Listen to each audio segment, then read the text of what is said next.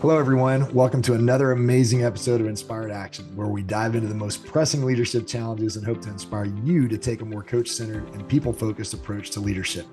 I'm your host, Kyle Pertuis, and it's time to get started with our three amazing guests for today. Welcome back, everybody, to another episode of Inspired Action. I'm Kyle Pertuis, your host, and I'm here with three more amazing guests today on this episode to answer this question. How do we navigate heated conversations while maintaining professionalism? So before we get started, let me do a quick intro to who we have with us today. Deandra Wardell. Deandra is an accomplished executive coach and strategist whose passion lies in empowering individuals and organizations to achieve their highest potential. With over 30 years of expertise in executive coaching, continuous improvement, and global operation, she is now the founder of On to the Next One Consulting, a certified as a minority and women-owned business enterprise, and specializes in helping organizations navigate change, foster innovation, and cultivate inclusive, high-performing cultures. Next up, Will Call. Throughout his extensive career ranging from general manager to vice president in sales and operations with organizations like Aramark, United Site Services, his peers have called him William a unicorn. He simply states that one common ground throughout his career has been investment in training and development of his teammates, identifying and building career paths, retaining great leaders, and having a successful team goal attainment as a result of this. And last but not least, Aaron Bryan. Aaron has a 14-plus year career as a human resource leader for various tech companies, from Redfin to Expedia and more, where she designed and facilitated employee programs worldwide. She's worked closely with CEOs and leaders to drive business results, improve talent and engagement processes, and create world-class employee experiences. Now, pursuing the entrepreneurial path, Aaron is an independent consultant, leadership coach for Aaron Bryan Consulting, and the business owner and founder of Away Retreat, a wellness retreat company that offers travel and wellness experience all over the world. Got to know more about that, Aaron.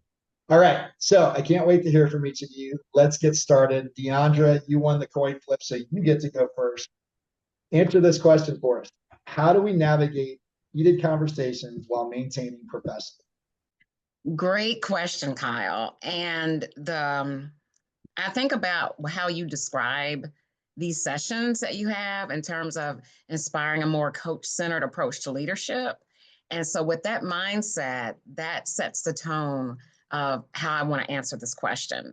So, navigating heated conversations professionally, often you have to know when to speak and when to be silent.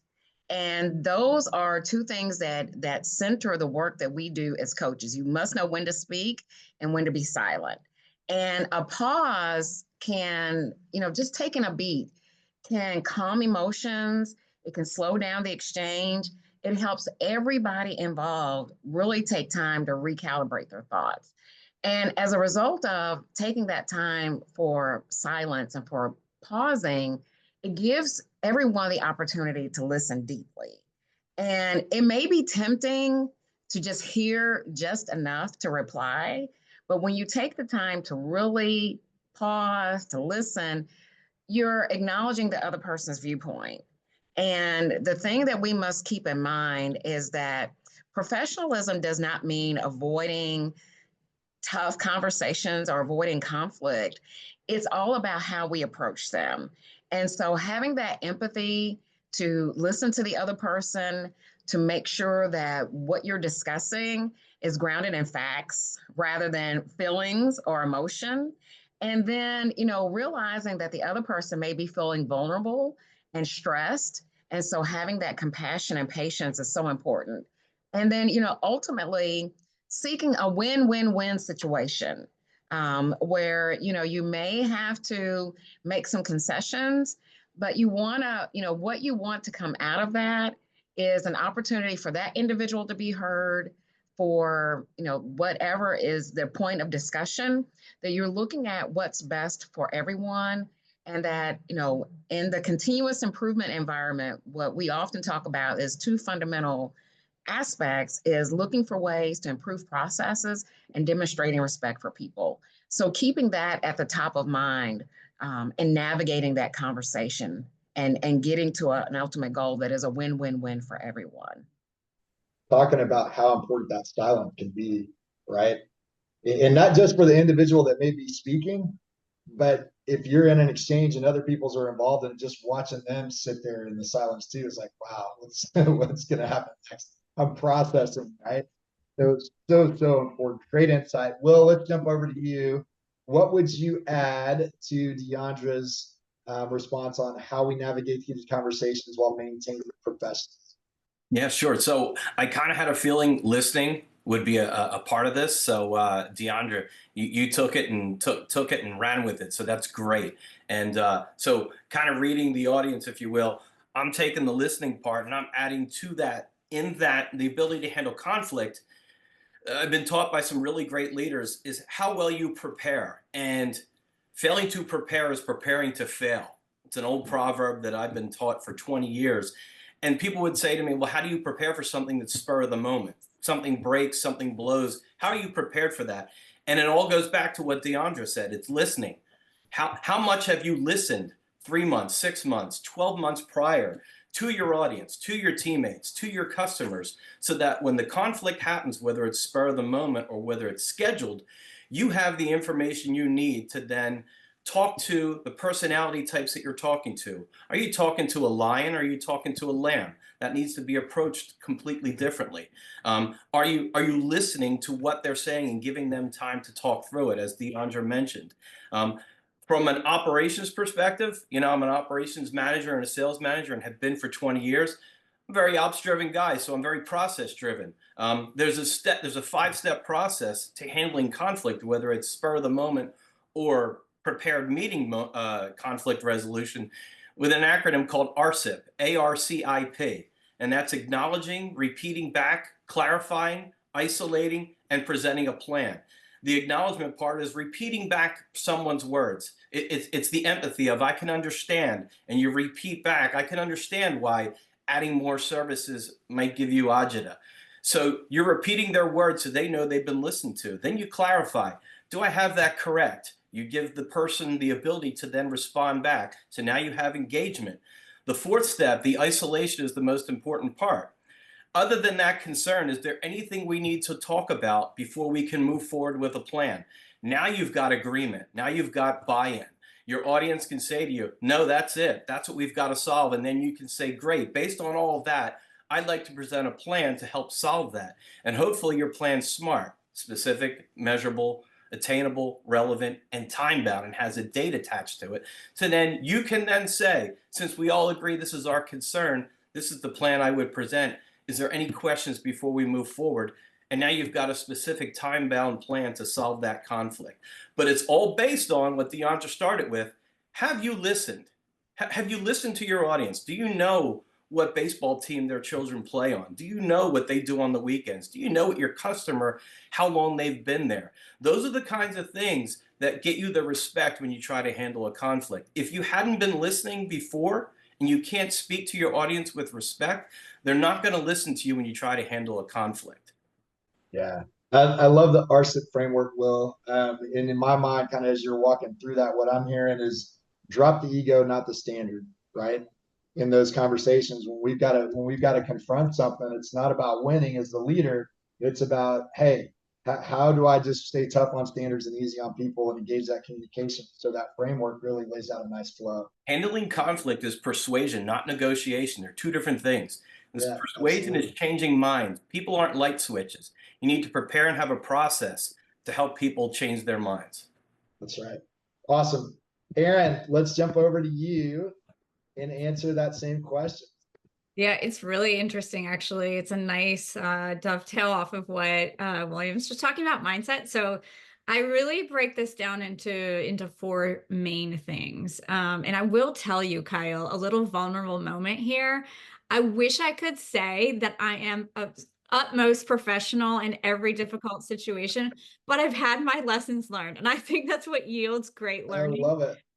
Okay, so the way I break it up in the first is really similar to what William was saying, is around being mindful of your own emotions and also what the other person might be experiencing. Because I think just knowing that, especially if you're caught off guard, right? Knowing, hang on, I've got to check my mindset on this. Am I coming from a place of openness? Or am I coming from a place of defensiveness or anger, right? And then also realizing you don't know how the other person might be feeling and what they're experiencing. I think that can release some of the tension and help you go in, at least in the best way, the most professional way that you can. So that's number one. Number two, which we've also talked about, is really prioritizing trust. Prioritize the relationship, right? So hopefully you have built some trust along the way, but it may be a new person you're talking to who you barely know. Well, what can you do in that moment, in that conversation, to say, hey, I'm here, I really want to hear your viewpoint, right? I'm listening, which goes right into the third. Listen, be curious, lead with curiosity. The more we can tell ourselves, let me get curious about this, guess what? You're going to ask really good questions that will help you understand the other person's viewpoint and hopefully open them up to hearing yours. So if you can get curious, they're going to feel heard. And then even more likely that they want to hear, what do you have to say on this topic, right? And then the fourth is, which we talked about as well, is focus on shared goals. So usually there's some common element. Maybe you both have the same outcome. You both want to resolve X. It's just you have different ideas of doing it. So the more you can find that middle ground. And I believe the best influencers are the ones who are open-minded to changing their own input, truly.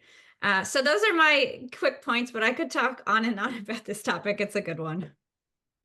Yeah, yeah, no question. So much great stuff right there, you guys. And I think that the listening piece kind of flows through all of that, right? But I think the piece there, Aaron, towards the end around finding that common ground is something that's easy to overlook. Even with the self-disclosure of you haven't always handled things professionally, right? I think we can all raise our hand, whether that's challenging conversations at home or in the work environment. But I think at the same time, it's finding that middle ground and stepping back and removing the ego and saying, hey, look, here's where we are. What do we need to do to come together to move this thing forward, right? So when the conversation starts to become heated, what are some of your personal strategies or techniques that you have found effective in trying to stay calm and composed? I know Aaron tapped on the mindset piece, but when you start to feel the heart pumping a little bit more, somebody's maybe starting to come at you a little bit, or you start feeling like, oh, I've got to speak up or I'm going to lose this one, whatever it is, how do you handle that? What are some personal strategies and techniques? Let's go at Aaron. I'll just pick back up. Yeah. We'll go in reverse order. That sounds great. Okay. So the first thing I do is take a breath. It buys time, right? It buys you time. So especially if you're in a moment where you're caught off guard, okay? Because if you're going into a conversation that you know is tough, yes, you should prepare your points, prepare whatever research may be needed, and prepare yourself mentally to be in the best headspace. But if you're caught off guard, it's almost like you have to buy yourself time to get in the headspace. So literally taking a deep breath can help. It gives you that moment. And then I always ask myself, what am I feeling right now? It's just a way to get real with yourself. Like, am I being, led and driven right now by frustration, anger, so that I can check myself and say, hang on, that's not going to serve me or this person well right now. And just that little tiny quick exercise can help me get a little bit more regulated. So I go into it with a more open, calm mindset. But I'm there's have to say. I love it. Instead of melting, you manage to fire, right? Yeah, love it. Will, what would you add? Once again, I go back to processes and efficiencies from an operations background. Another philosophy that we're talking about is change management, and that's what we're trying to get our teams on board. Whether it's a conflict, whether it's a customer, it's a teammate, we're trying to get people on board with making a change in direction that someone's uncomfortable with. And an old process to that, another acronym is ADKAR, ADKAR. And that's awareness, desire, knowledge, ability, and reinforcement. And if you can go through those steps with your team, what are we trying to accomplish? Are we aware of what the goals are? Do we have the desire to want to get there? Do we have the knowledge? Meaning, do we need training? Do we have to stop and get better at something in order to move forward? Do we then have the ability? Meaning, does our team and our resources have what we need to move forward? And then lastly, the reinforcement is what we're trying to accomplish, which is that first question in the beginning. What are we trying to accomplish with this conflict? What are we trying to resolve? So the reinforcement at the end just kind of talks about, remember, this is the goal, whether it's, whether it's the scorecard, whether it's the thermometer that goes up to get to your goal at the end. But the reinforcement is remember why we're here and why we're trying to do this together. I love it. I love it. I love it. Deandra, what would you add? So I want to take a few points from both Aaron and Will, and I have to use an acronym because Will has been using them. Yes, I cannot be left out. So what I first have to do, it goes back to what Aaron has been talking about with emotional intelligence, and just starting out with that self-awareness, checking in with where I am, listening to what thoughts immediately come to mind. How am I feeling? Is my heart racing? Am I ready to just start spewing facts and start a debate? And again, take that pause and center myself. The second thing that I do, and this all has to happen really quickly, is taking the time to recognize the humanity in that other individual. Regardless of titles or where we are in status, recognizing that that is another human being that I'm interacting with. And what's most important is that I honor that conversation in such a way that I recognize the humanity in that other person. And so really pausing to do that. And then going back and combining everything that's related to what I do, not only with working with partners and clients, but what I do in life. And that is thinking about the big picture, the strategy. Ultimately, what is it we're trying to accomplish? And more than likely, when someone is heated about something, I interpret that heatedness that's being experienced as passion. They are, really motivated. They're convicted about something. They want to ensure that they're being heard. So I want to take the time to listen. I also want to tie it into ultimately, what is the big picture? What is it we're trying to accomplish? What's connected to the strategy? What's connected with the big dream that we're all envisioning? And from that, I'll take it to the 4D improvement cycle. And that's something that my firm that we do with clients, it starts out with going back, what are we focusing on? What is that big picture? What is that dream? What is it we're trying to discover? And then from there, discern what is the priority? What is it that we're really trying to address? What opportunity is there in waiting? And then going through and understanding, well, what is the smallest step we can take? What is it that we can develop to really concentrate and pinpoint? And then how can we collaborate? How can we work together to do and get these things accomplished? And that's where that win-win-win I was talking about earlier comes into play. Like Will said, it's not about negotiation. It's about, being able to move forward and moving forward in such a way that's beneficial to both parties, myself and the other individual or group that's having the conversation. And then the third win goes back to the big picture.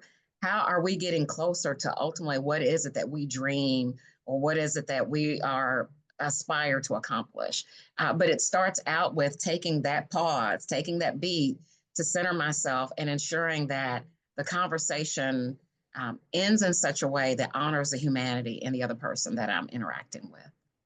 Yeah, love all of that. And in all the leadership development work we've done over the years, I've always said conflict is where leaders either show up or blow up, right?